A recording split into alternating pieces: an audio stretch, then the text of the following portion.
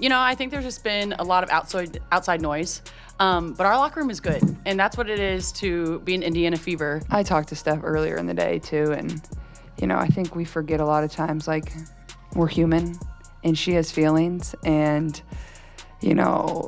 there's moments that are really hard, and sometimes that's just the job you sign up for, but at the same time, like, it's okay to feel those emotions. And I just told her, like, I've been through the same thing. Like, there's been days where I've been really upset, and you can have the thickest skin in the world, but sometimes it does get to you. And, I think our world is just like, we love to hate. We love to divide. Like, that's all we want to do. Like, nobody wants to see each other succeed.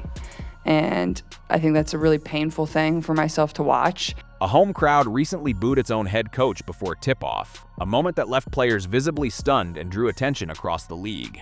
It was a rare and uncomfortable scene, a team's own fan base turning its frustration on the person leading it, in full view of the players who would have to take the floor moments later. The tension had not appeared overnight. For weeks, outside noise, hot takes, and sensationalized media storylines had steadily worked their way into the atmosphere surrounding the team. Head coach Stephanie White eventually addressed it publicly before the game, saying the team was being, in her words, hijacked for all the wrong reasons. Asked afterward why she chose that moment to speak, White said she had made comments about the noise around the league before, and that she felt called to speak again that day. She pointed to the reaction from the previous Saturday's game as part of what pushed her to do it, adding that people who think they know her often have no idea who she actually is. Guard Sophie Cunningham was asked directly about White's comments and why she thought the coach chose that time to speak. Cunningham said there had been a lot of outside noise, but that the locker room was good, and that dealing with distraction is simply part of being on the team. She described the group as tight, saying they have each other's backs and that the coach loves them. Cunningham also referenced an incident from a previous matchup involving opposing player DiJonai Carrington, noting that White did not see the clip in question and that White had coached Carrington for several years earlier in her career in Connecticut. Cunningham said she wanted to give Carrington credit as a player and a defender, and that the situation between her and White was fine. She characterized the entire episode as outside noise trying to distract the team, adding that the group remained focused on the bigger picture. Star guard Caitlin Clark said she had spoken with White earlier in the day as well. She said people forget that coaches are human and have feelings, and that there are moments in the job that are genuinely difficult. Clark said she had told White she understood, having gone through similar scrutiny herself, and that no matter how thick a person's skin is, criticism can still get to them. Clark said she believed the broader sports culture leans toward division rather than support, and that watching that play out is difficult for her personally. She said she told White directly before the game that there was no way the team was losing that night. Clark also said hearing the home crowd boo her own head coach made her feel physically sick, and that while she understands booing is part of professional sports, the team was going to stand by its coach regardless. Clark also praised teammate Kelsey Mitchell, calling her the best scorer in the league without qualification. She said playing alongside Mitchell in the backcourt was effortless, describing passes to her as automatic assists, and credited Mitchell's approach to the game as straightforward and free of distraction. Clark noted that Mitchell has been with the organization through difficult stretches in the past, which made her current form especially meaningful to the team. On the court, the team opened strong, hitting 11 of their first 13 or 14 three-point attempts in the first half, according to Clark.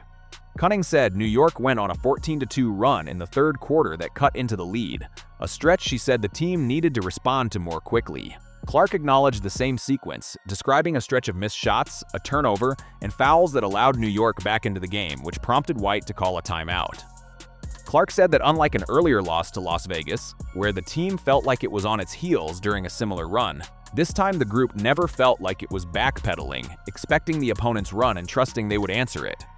The team finished with 11 turnovers, below their standing target of 12 or fewer, which Clark said the team treats as one of its top priorities heading into every game. She noted the team is close to undefeated on nights they stay under that number, and that the group scored roughly 20 points directly off New York's turnovers in return.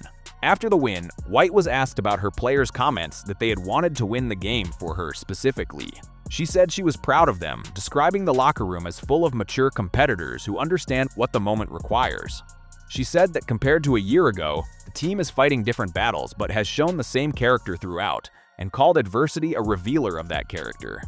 Asked what story she wanted people to understand about the WNBA amid the outside narratives, White said it starts with the basketball itself, calling the league home to the best athletes in the world, and saying women's sports remain an easy target for criticism given long-standing patterns in how women are treated more broadly. She said she wanted to keep the focus on how well her team is playing rather than on the noise surrounding it. With the win, the team improved to 7 wins in their last 9 games, a mark White said arguably could have been 8. She said the group is trending toward playing its best basketball heading into the playoffs, adding that the entire playoff field is separated by a game or less, which keeps the urgency high in every matchup. White also spoke again about Mitchell, saying she is not surprised by her continued improvement, having watched her work ethic since Mitchell's freshman year in college remain unchanged through every stage of her career. She called her one of the best go-to scorers in league history and said she continues to grow. White also addressed a recent lineup change with a reserve player moving back into the starting group.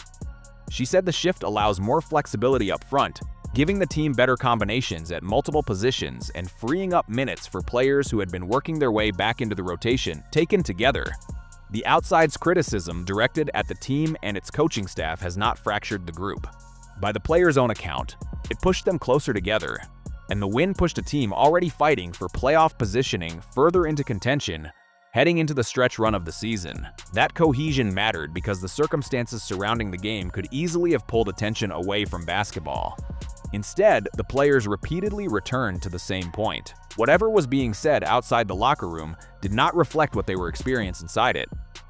White's relationship with the roster, according to the players who spoke afterward, remained intact, and the response on the floor only reinforced that message.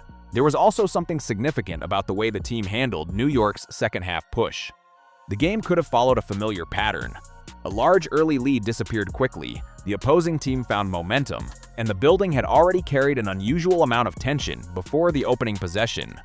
Those are the moments when a team can begin playing not to lose rather than continuing to execute what created the lead in the first place. This time, that did not happen. The timeout during New York's run gave Indiana a chance to reset, but the more important difference was how the players described their mindset. There was no sense of panic and no feeling that the game was slipping beyond their control. They expected a response from one of the league's strongest teams and understood that protecting a lead against that level of opponent would require another answer of their own. That composure becomes increasingly important as the postseason approaches. Close games are rarely decided by one uninterrupted stretch of good basketball. Leads disappear, rotations tighten, possessions become more valuable, and mistakes are punished more severely. For a team that has spent much of the season learning how to manage those stretches, surviving New York's run without losing control was another indication of progress. The turnover number may have been one of the clearest examples.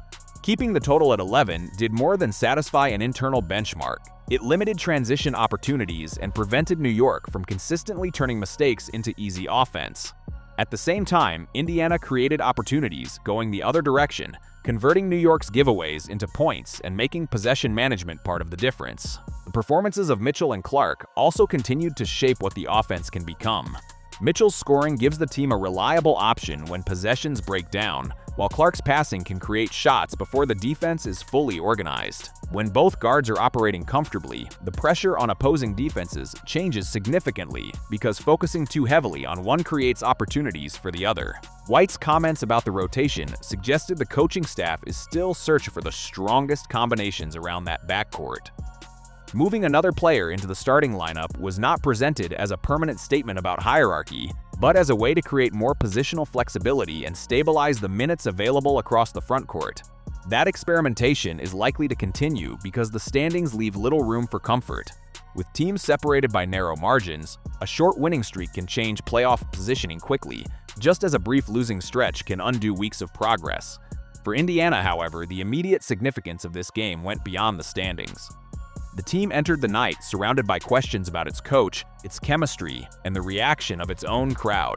It left with its players publicly supporting White, another strong performance from its core, and a win over one of the league's strongest opponents. The outside conversation will almost certainly continue. What changed was the team's answer to it.